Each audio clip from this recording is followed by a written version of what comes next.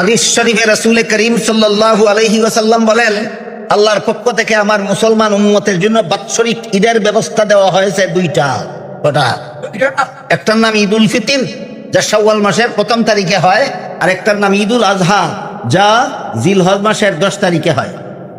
বাৎসরিক ঈদ উম্মতের নবীর তরিকা মতো কটা? তাহলে 12ই রবিউল আউয়ালে আর একটা ঈদ করলে দোষ কি? দলিল কত শব্দ? জবাব কত শব্দ?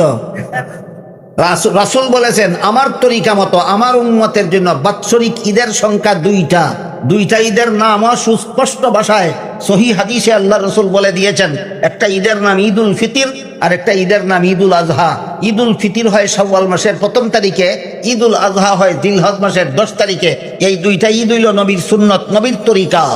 12ই রবিউল আউয়ালে আর একটা ঈদ করলে দোষ কি? বলতে হবে কেন বিদআত?